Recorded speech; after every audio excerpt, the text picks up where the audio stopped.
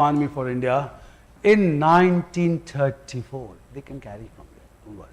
1934. Planned economy for India. Okay, like this concept was related to 10-year plan. 10-year plan for proper economic growth.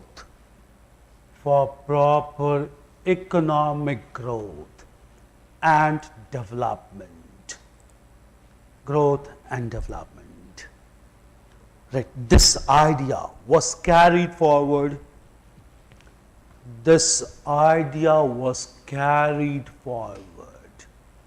By two socialist leaders.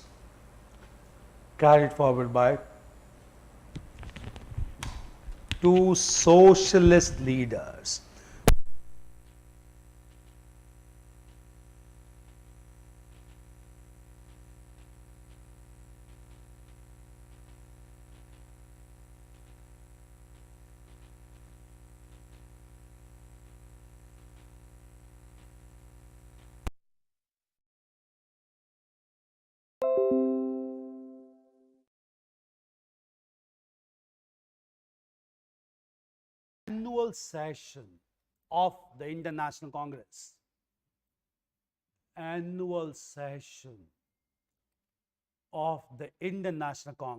Was convened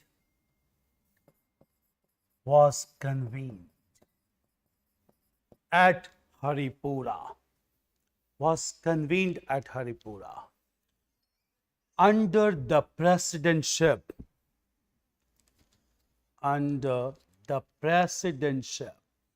of Subhash Chandra Bose, who established, right in capital, the National Planning Committee, which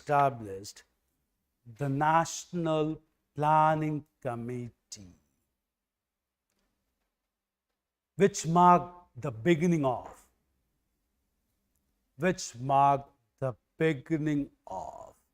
economic planning in India.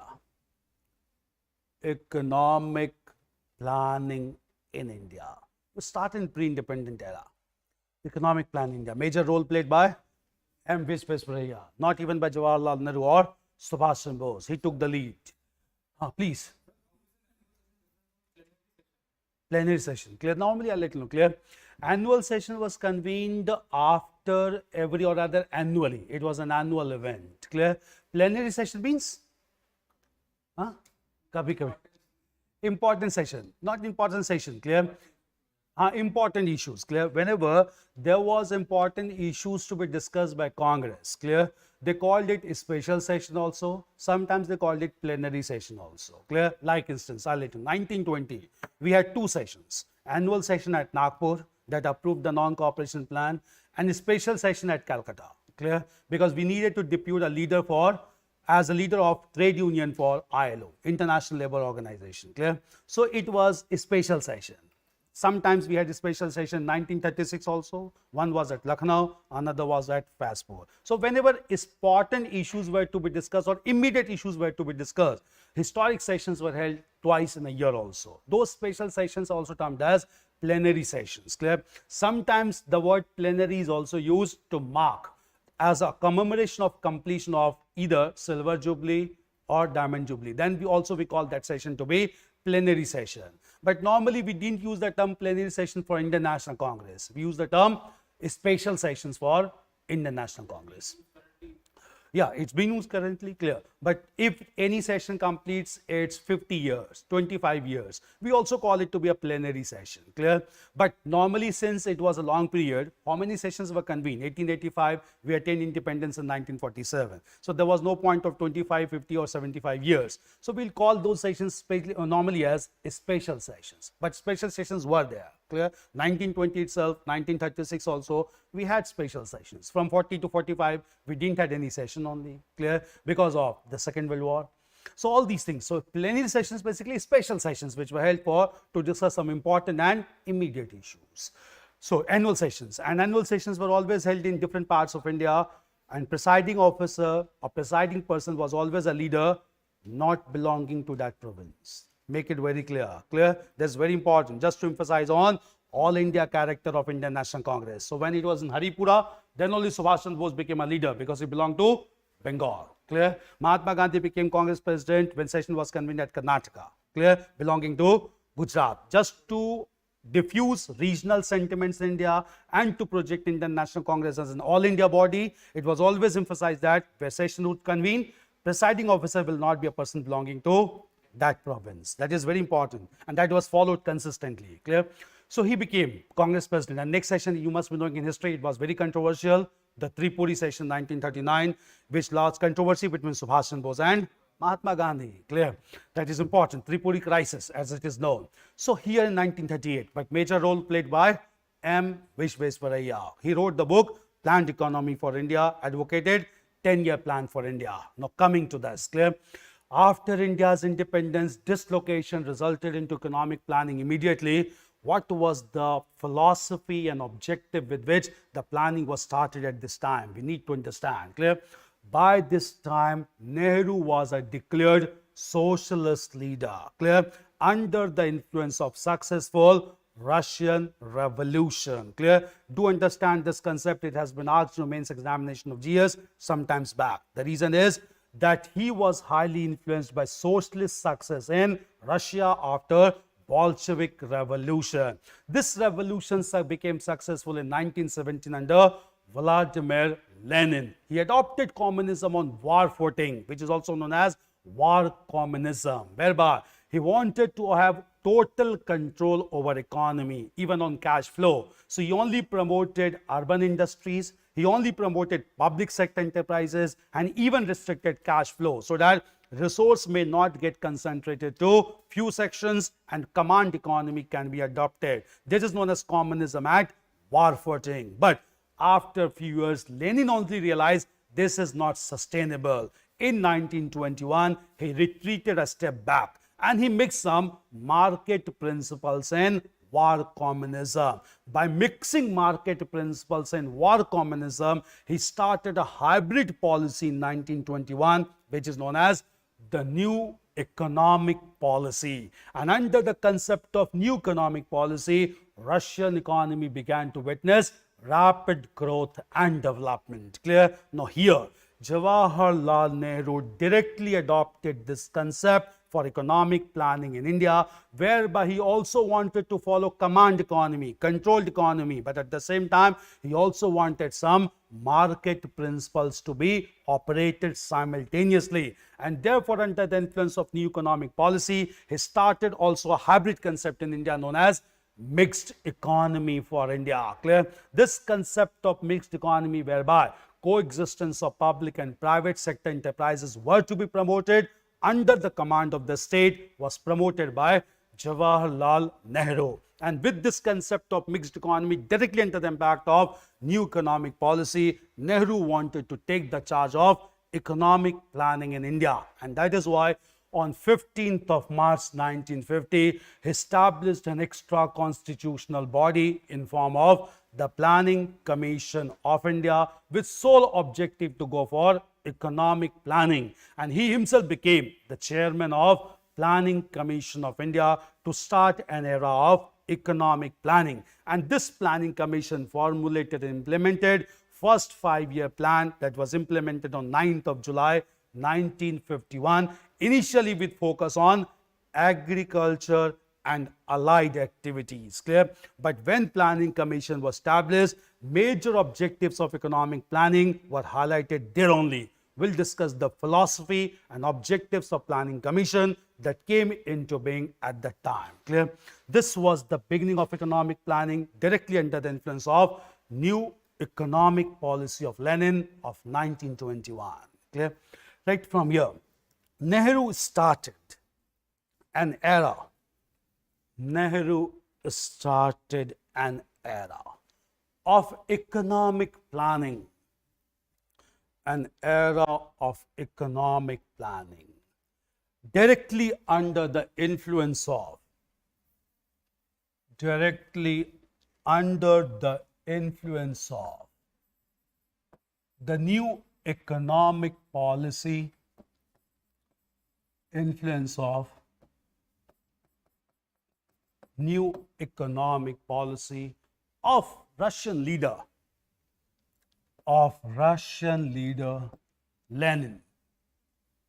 Russian leader Lenin. Like this policy was marked by certain socialist principles,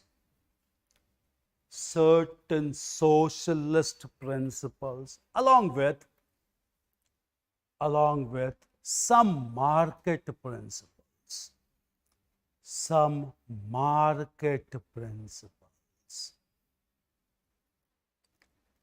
Clear? Right. Such hybrid policy in Indian context,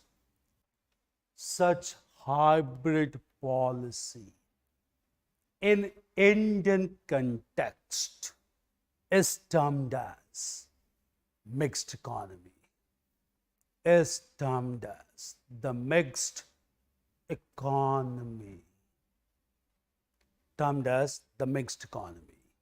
Change paragraph. Right. Nehru promoted the establishment of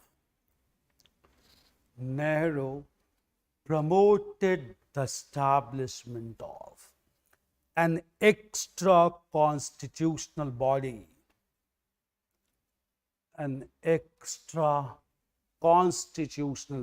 in form of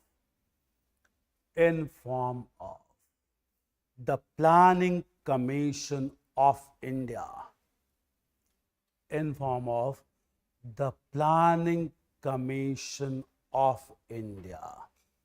in 1950, with Prime Minister as its chairman.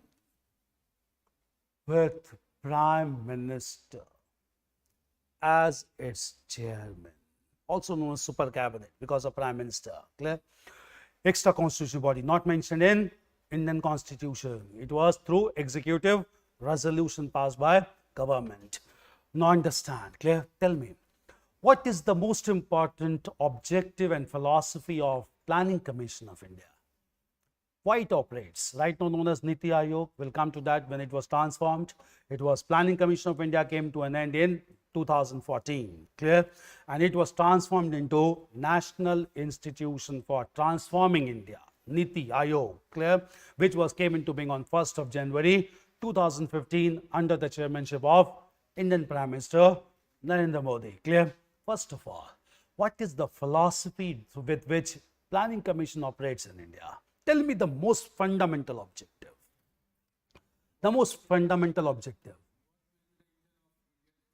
Engine of economic growth. Agriculture or industry. Fine.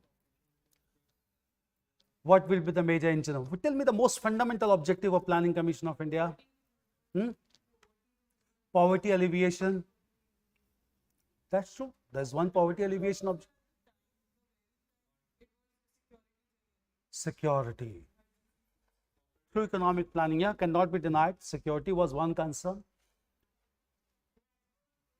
Gradual growth. Not exactly. If you are talking about engine of growth, we wanted to expedite to some extent. Initially, we wanted it to be done soon because dislocation had taken place on large scale.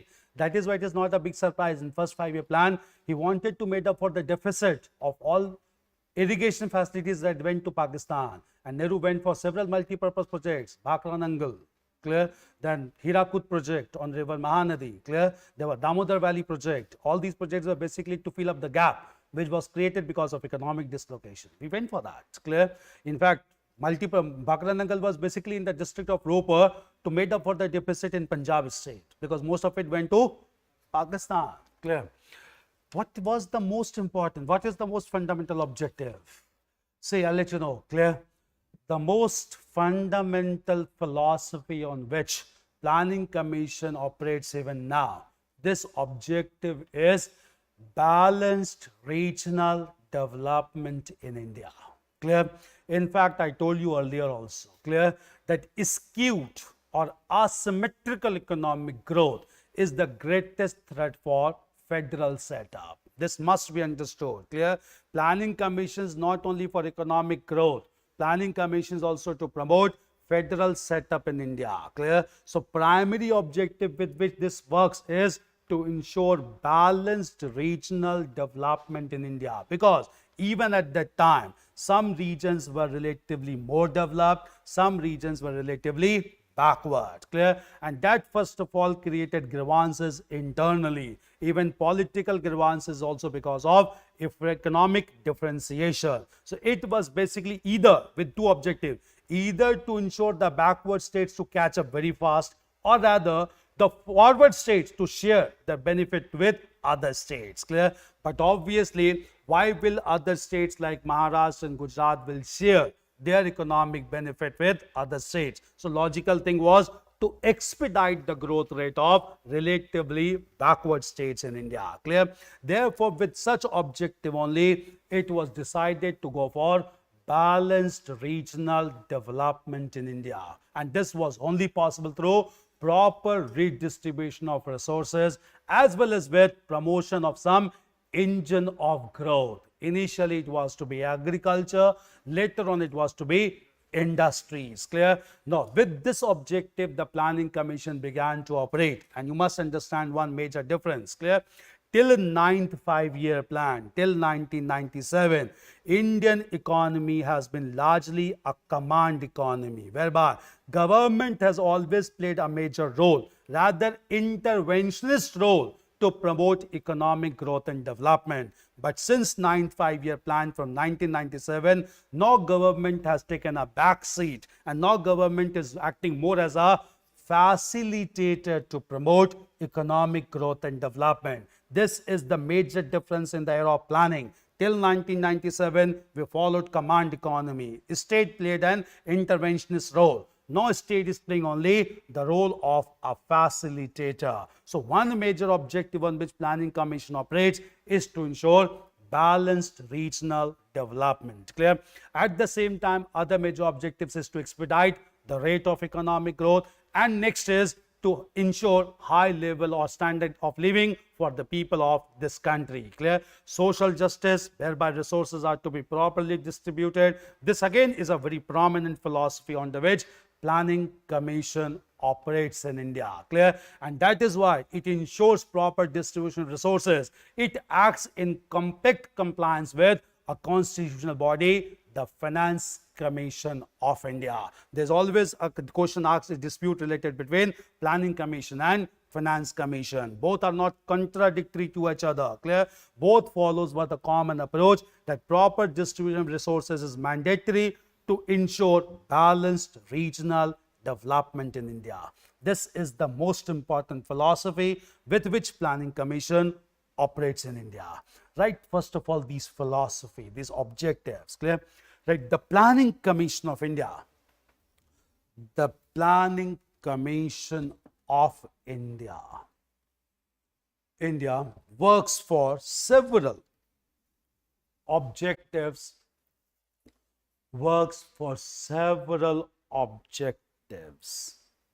among which the most prominent is,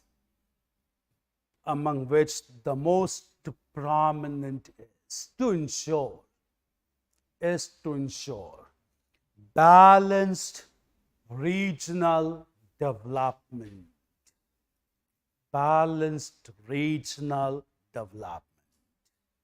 Clear? Right? This concept is important to ensure.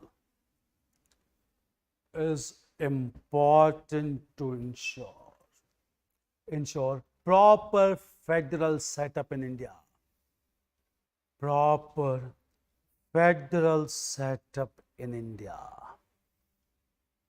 Okay? Right? In this respect, even Finance Commission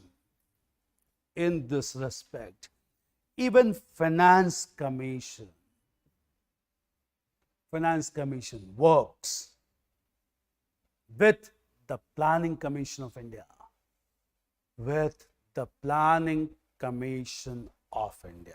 First major thing, Right, next, the next major objective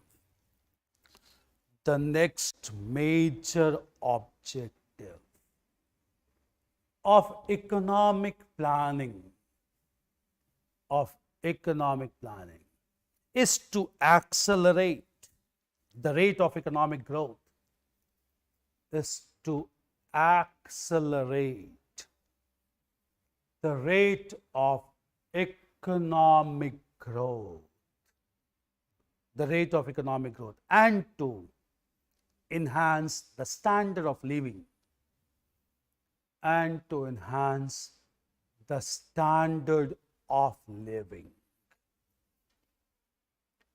clear? Right. The third major objective of economic planning,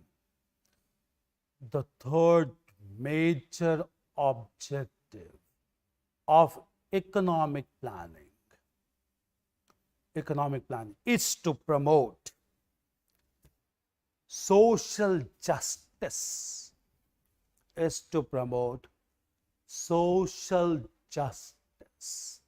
by proper distribution of wealth.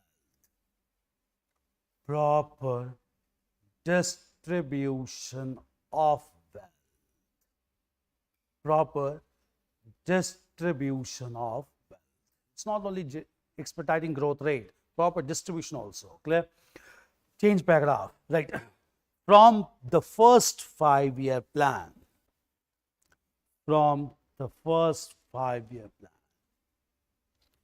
till the end of the 8th 5-year plan,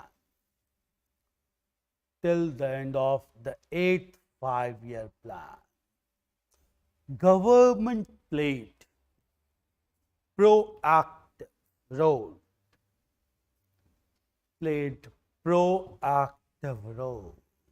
in promoting economic planning,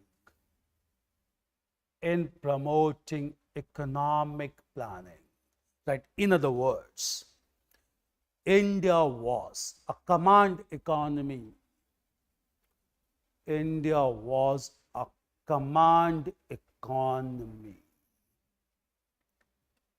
Clear? Right. From 1997, that is from the 9th 5-year plan. From 1997, that is from the 9th 5-year plan. Government has started to act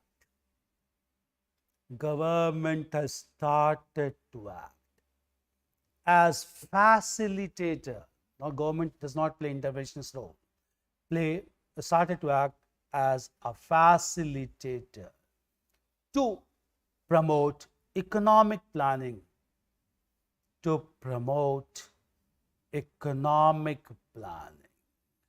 Clear? Right. Such shift in government approach,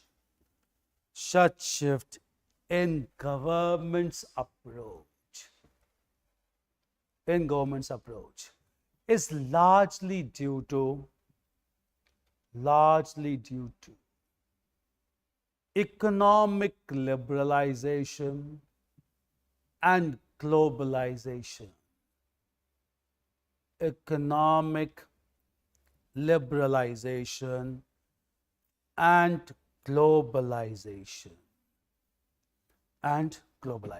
Clear?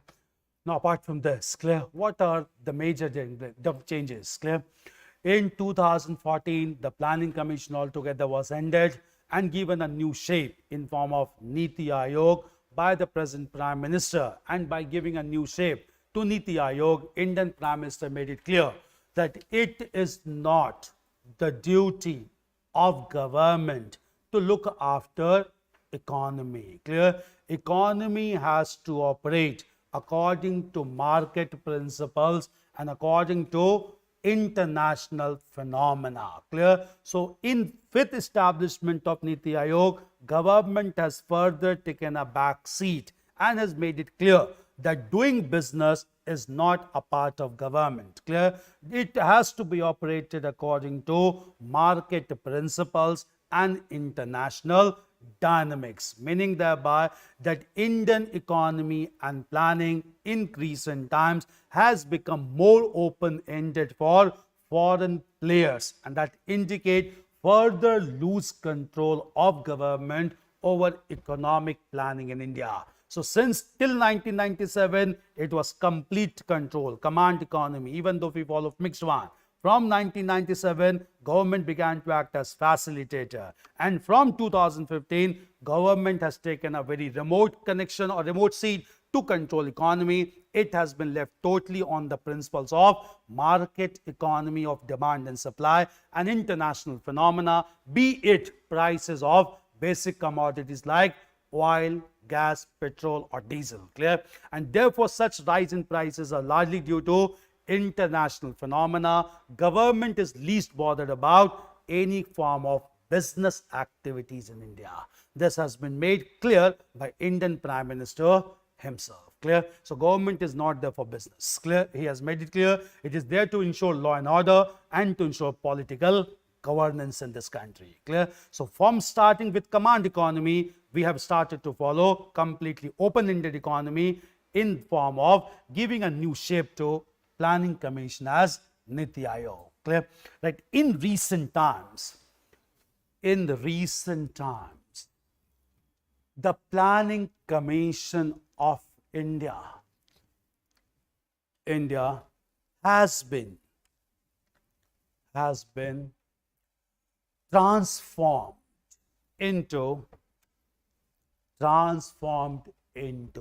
right in capital, national institution, into national institution for transforming India, NITI, National Institution for Transforming India, NITI Aayog, AAYOG, NITI Aayog. In 2015, in 2015, 2015, 1st of January, clear? Right, with this change, government has made it clear.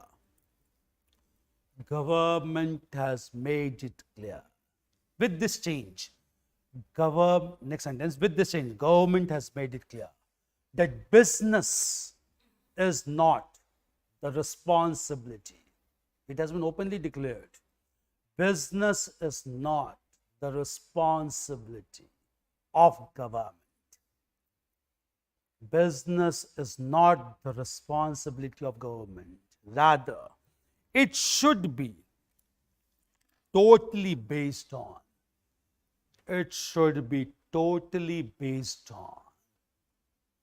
market principles of demand and supply. Market principles of demand and supply. Clear?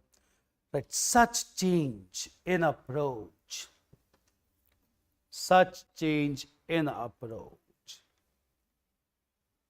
has made Indian economy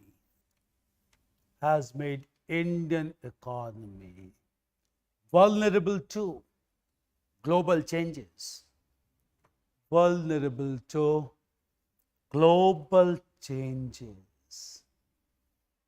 which is being manifested in form of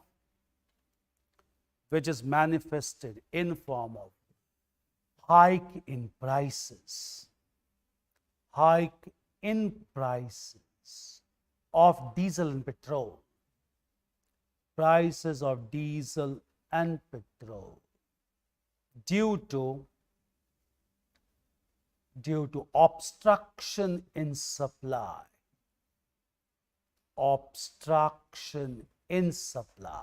from international market. Government is acting a lot, taxing a lot. See, that is another phenomena. But again, you cannot miss out Russia-Ukraine crisis. Supply is less. And moreover, you must be knowing, India is an energy-hungry country. We need resources.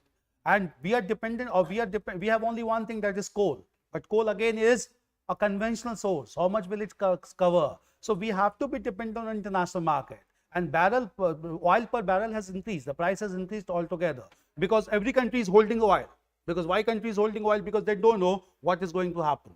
Because obviously, United States has disturbed the whole global politics now. Totally clear. Now the attention shifted from Russia, Ukraine to China and Taiwan. And leave aside China and Taiwan. Clear. Israel has started bombing Gaza Strip also. Clear. And you will see such phenomena in coming time also. Clear. It was very much anticipated. Clear. So obviously every country is holding that basic thing with them.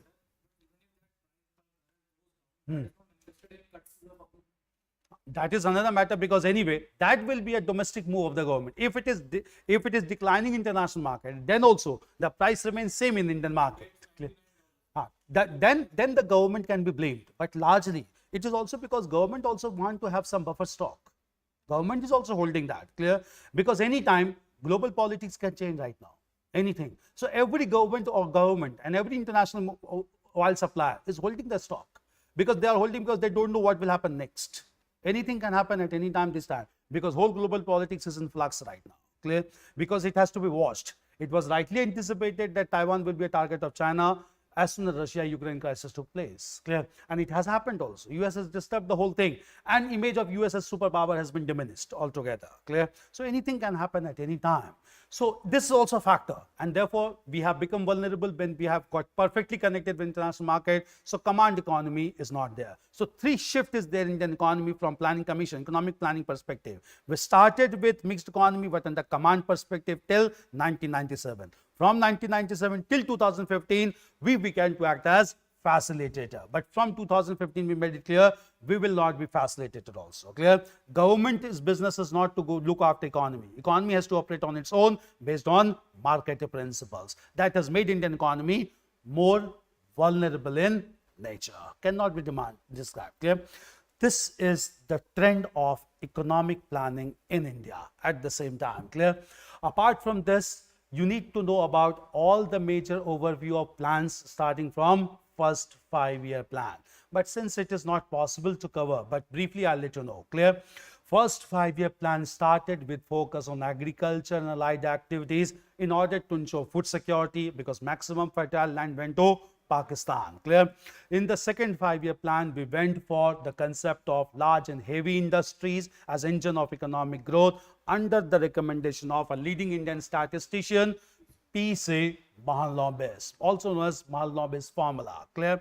And after this was from 1951 to 56, second from 56 to 61, and from 61 to 66, the third 5-year plan failed utterly because of several factors. Clear? 1962, Sino-Indian War. 1963, the death of Jawaharlal Nehru. In 1965, full-fledged war with Pakistan. 1966, there was all pan-India famine, all disrupted economy.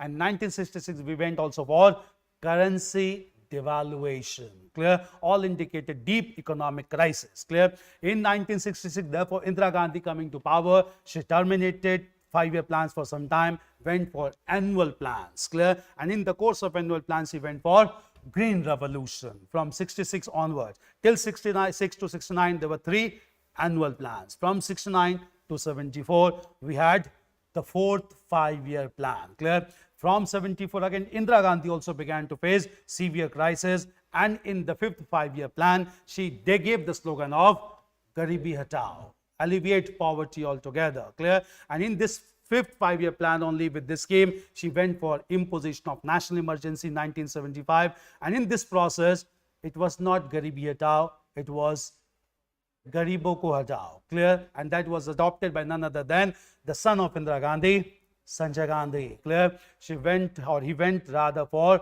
forced sterilization campaign for family planning that created huge discontent among people of India. Anti-Indira sentiments got generated. And in 1977, when emergency was lifted and first general election was held at that time, Congress party lost at that time, and first non-Congress government in form of Janata Party formed its government with Morarji Desai as Prime Minister. Clear? Therefore, this plan also could not lead to major result. Clear? So 71 to 76, and from 76 to 81, another plan was formulated, but country was in a political flux. No major development took place. Indira Gandhi came to power again, but this time again, leave aside 5-year plan, Indira Gandhi faced another tough challenge, and this time it was from Sikh militancy in Punjab. Clear? Therefore, at the time, whole economy was being suffered totally at this time. Clear? And thereafter, Indian government went on commanding the economy in this process, but with no major results. Economy started to slumber at very low pace. The low rate of economic growth also being termed as Hindu rate of economic growth at that time. Clear? And ultimately, in 1979, a major war took place at West Asia between Iran and Iraq. This war went on for 10 years till 1989, that resulted into Gulf crisis. And in this war between Iran and Iraq, Iran stopped the supply of oil to international market. So we were forced to import oil from other countries at higher prices, including Vietnam. And therefore, just because of import of higher prices oil, our balance of trade got totally altered. We faced balance of payment crisis in 1991. We even approached IMF to resolve this crisis. IMF imposed conditionalities on India. The first major conditionality was to go for macroeconomic changes in India. Clear? India had to accept that. Indian finance minister Dr. Manmohan Singh went for a structural adjustment program, SAP 1991, marked by liberalization, privatization and globalization. Clear? And thereafter only India started to act as facilitator. But formally we made this announcement in 1997 from 9th 5-year plan that we will act as a facilitator. Obviously, because role of government started to diminish because of liberalization, privatization and globalization. It continued, and finally in 2015 it was made clear business is not the activity of government. So business should be operated alone or separately. Clear? And thereafter India became vulnerable to global dynamics. This is planning. Clear? So this is era of economic planning that started after India's independence. Approach is clear. Clear? We needed to discuss that approach. Is this clear? Anything to be asked related to economic planning? See, all those overview of plans also needs to be done, but objective needs to be understood. Is that clear? Apart from this, clear? In the next session, we'll have a discussion on agrarian unrest in India, and I think this topic has been directly taken from your topic from geography syllabus, optional. There's a topic in political geography, agrarian unrest and their impact on India. So we'll be discussing agrarian because this largely took place in post-independent.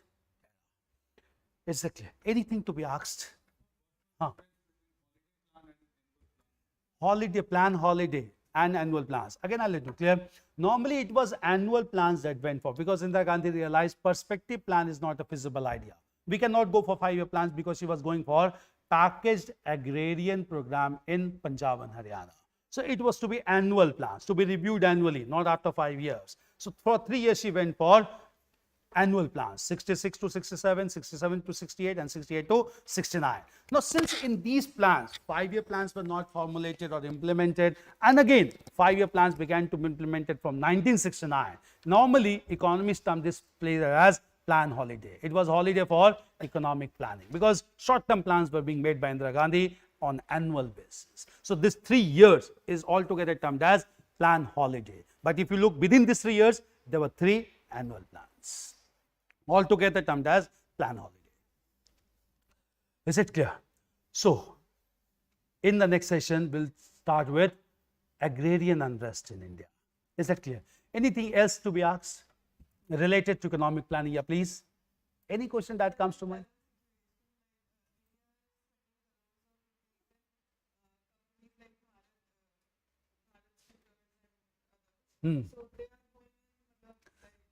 See, these investments are basically done to promote certain sectors in economy, no doubt, clear? Certain sectors in economy meaning thereby that if those sectors are being promoted, it will create huge amount of employment, huge amount of other activities in India. But at the same time, clear, all other sectors which are operating in India, clear, initially those sectors used to be totally under the command of government. Government used to make policies for that, clear? But right now government is making it very clear that those industries or those public sector needs to operate on their own. They have to operate. It doesn't mean that financial support or technical support will not be provided by government, clear? But at the same time, government will not directly participate in the business operations, clear? So investments are done basically to boost economic growth and to generate employment. But at the same time, government is not a partner in operations of those industries. We have made it very clear. That is why since 2015, rapid changes in economy began to take place, clear? And large number of private players started to come into picture, clear? Right now, government is not participating directly in any economic activity, clear? Defense deals are another thing, other issues are different, clear? But at the same time, with regard to participation, market phenomena, we are not operating on that level. Government directly. So we started as a command economy, then we got converted as a facilitator, and now we have made it clear that we will not be as a facilitator also. So anyway, company has to operate on its own with managerial efficiency and market conditions. That has become challenging.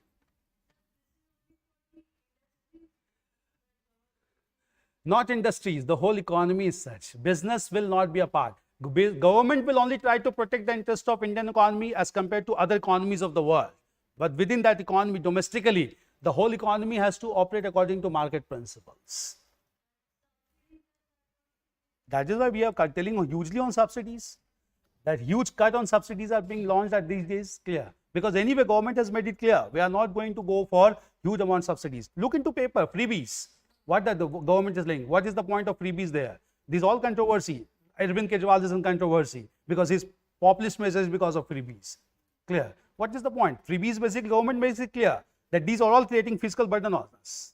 We don't want to create such fiscal burden because of populist measures. So no freebies. Our Prime Minister is claiming no freebies anymore. Clear? Why? Because we are under financial strain and government cannot go for doing such things. Huh? That is political issue altogether. But anyway, state government that gives freebies, it is normally not a pressure on state treasury. It's a burden on center also. Because you have to demand such thing from center. And if center gives that, what will be, the problem will be with center resources.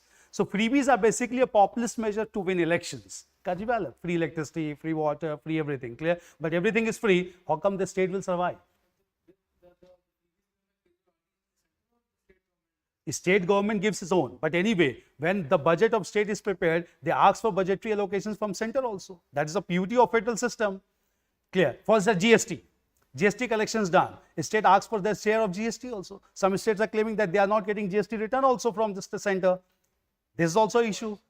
And that is why, because they are using that for freebies. Freebies basically free amenities to the people to win elections, to get votes. And center says that it is a heavy burden on our fiscal system. No, obviously. But even though center also does give that, but it's more of the thing to do with political issues. Huh.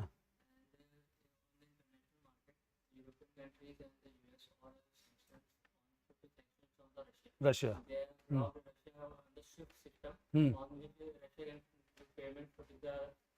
Other countries.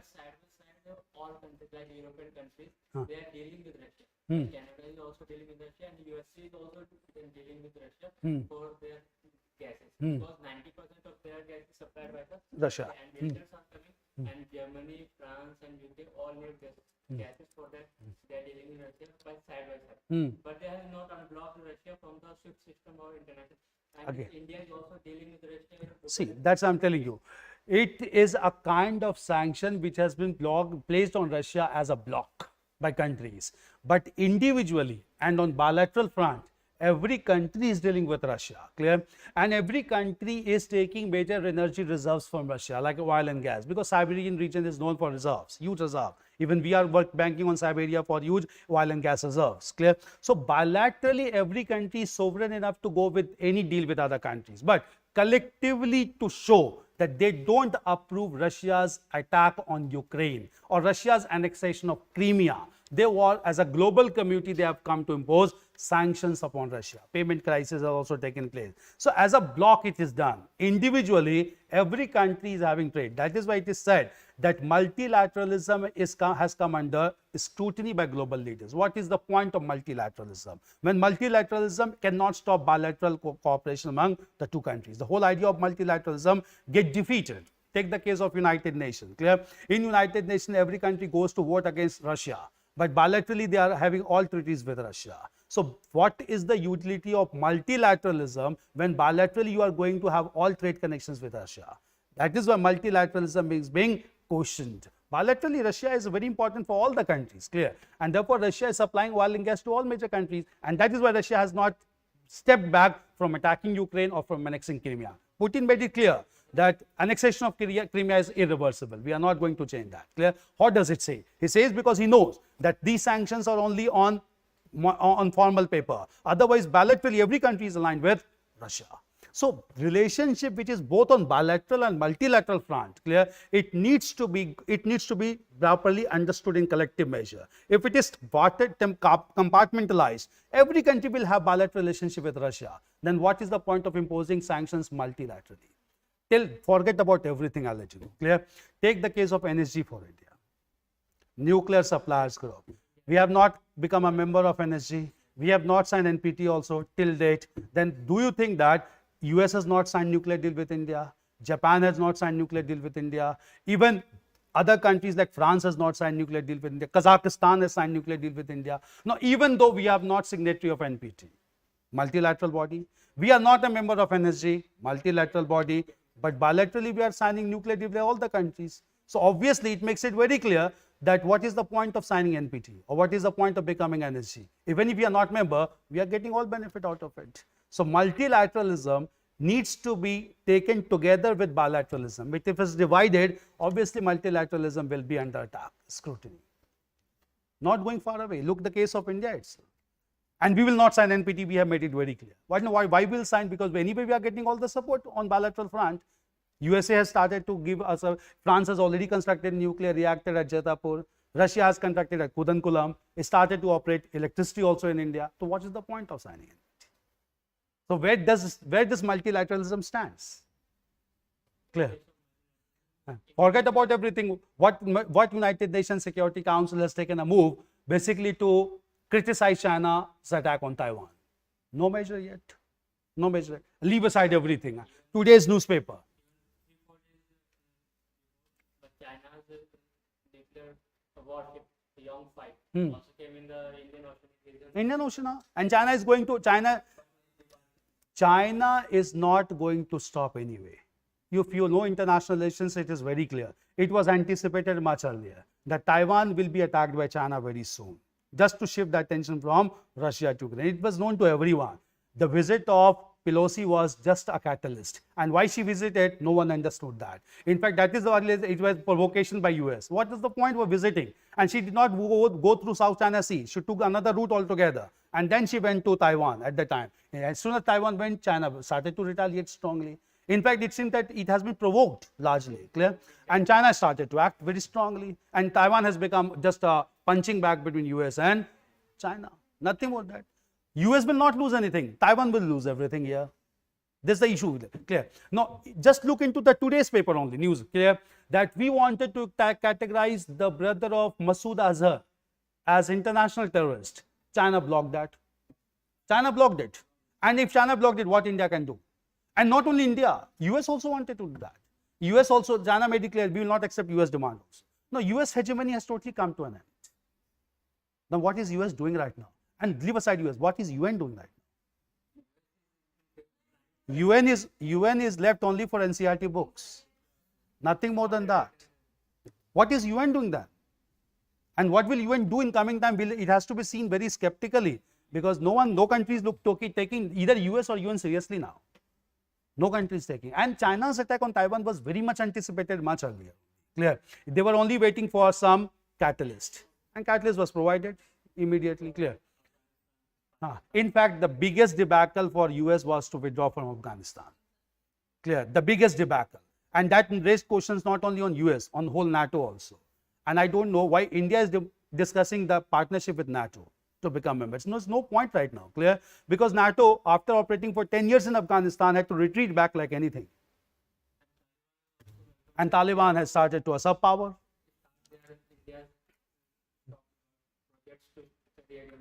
And Taliban is going to form a government also in Afghanistan. Clear. So it is a total failure of US. So withdrawal from Afghanistan and then culminating this problem in, first of all, in Ukraine and Russia. What was the point of changing regime in Ukraine when Putin was made it clear that it is not being acceptable? And then after that, another catalyst in China-Taiwan region. Clear. And none of these countries will be stopped by US. No, US cannot stop these countries now. So everything, and oil prices is one such issue.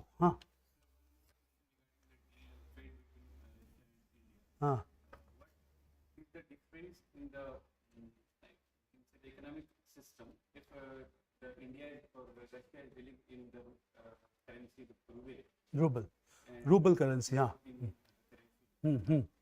See again, like is rupee-ruble exchange agreement also with us. Clear? We have concluded this agreement with Russia, known as rupee-ruble exchange agreement, whereby when such agreement is signed between two countries, the value of the two countries are treated at par, at least on bilateral level. At international level, the currency may have different value, but at bilaterally, we treat the two countries at par. We bring the values together so that import and export between the two countries can be continued uninterruptedly. Clear? But at the same time, the reason is just because of this crisis between Russia and Ukraine, the value of ruble has started to decline very rapidly. Now, if it is started to decline very rapidly, till what extent India will continue to give the same status to ruble as compared to rupee? Clear? This is a question here. Because if we go on doing that, obviously we'll have to reduce the value of rupee also along with ruble without any reason. We are not fighting any war, but we have to do that because to come at par. So we can be at par when the ruble is increasing its value. But we cannot go on to be par with ruble when ruble is declining. Till what point India can do that? Because if India does that, obviously India's value of Indian currency will come down in international market also. So we cannot do. The problem is with rupee-ruble exchange agreement. We are exchanging it on parity basis. But till if it is go on sliding, India cannot go on sliding the value of its own currency. It has to be fixed at some point. But fixing at some point doesn't seem to be a realistic thing right now because of Russia-Ukraine crisis that is being prolonged. This is the major problem.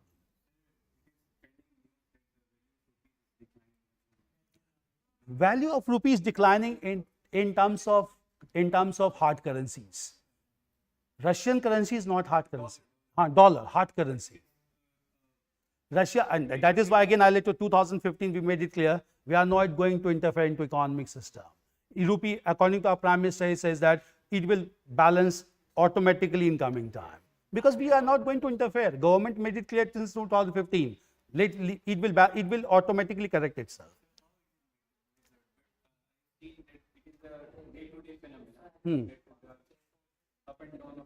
Currency. It all depends on international market and international trade.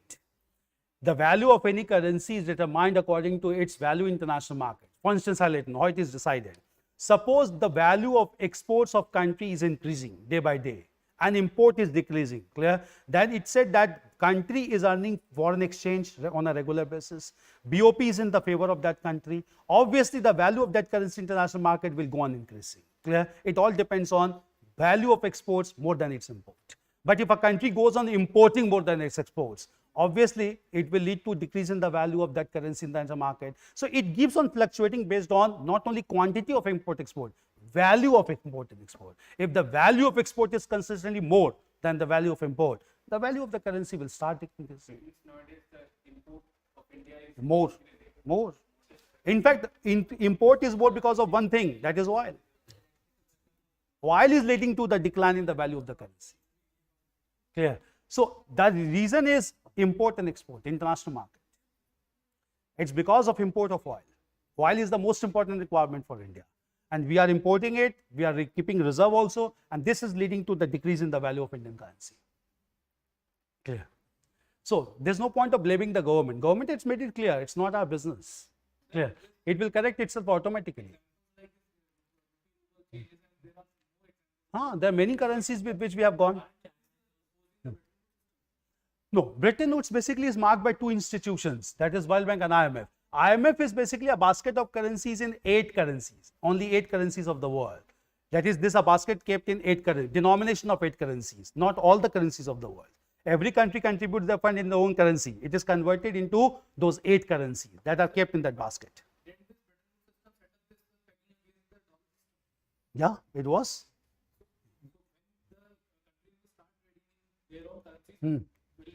No, because anyway, if you look into the working of IMF, the fund that is kept in this basket, there's no physical fund kept. Because all the funds that are there in the basket, they are invested in leading stock markets. Only a piece of paper is there. That's a very unique function of IMF. IMF has only a piece of paper with itself, nothing like that of currency. When any country faces a balance of payment crisis, the only thing IMF does is IMF proposes conditionalities, and the countries with which the country is having unfavorable balance of payment, the amount that is to be given by that country to another country, that amount is credited to the quota of that country on paper. And this, with increase in the quota, the rate of interest get increases for that country. That is why gold currency, because anyway, it's largely denoted in the form of dollar. But this is not kept as a physical currency. It's only a piece of paper that is kept. It fluctuates with the gold prices. Clear. So it's basically a paper currency. IMF has got a very unique system of functioning. Gold price. And it's only debit and credit which is done. No physical transaction of currency is done to rectify balance of payment. It's clear. So, agrarian unrest. We'll discuss in the next session. Clear? Thank you. Yeah, please. I'll just talk to you. Also talk to Shabbir sir. I'll also talk to him. And if any sessions can be increased, we'll do that. Because I just want some. And do one thing. I proposed him also. Clear? All of you may be doing GS on your own or somewhere or the other way. Clear? That's true. There's no doubt about it. But some areas remains to be challenging even after doing classes and all. Do contemplate those areas and give some areas to him, so that we will select those areas from there, so that that can really benefit. This post-independence we selected on our own, voluntarily. I want not the areas to be given by you all. Even if you are attending classes, some areas may not be confident enough, no? Normally I come to see, but there are some areas, like for instance, see, as far as I interacted with all these students, I got to know one area. That one area by almost everyone, and that area is art and culture. Most of the people come to me with art and culture. But anyway, you just let me know some of the areas. IR, fine. Just propose this area. Obviously, IR is very dynamic now and it's to be discussed. IR is very dynamic and obviously it has become very important. Clear? So, it can be done. IR also can be done. Obviously, it should be done. It should be done. At least 4 countries are very important for India. Our foreign policy rotates around Pakistan and China. And 2 countries are very important for us. One is Japan for investment and now Israel for security. So, Israel and Japan are very important. Apart from other countries, yeah, we can do that. We can do that. So, have a discussion with sir also, and I'll also discuss with him, and then we can have some sessions on that. Clear? Okay. Thank you.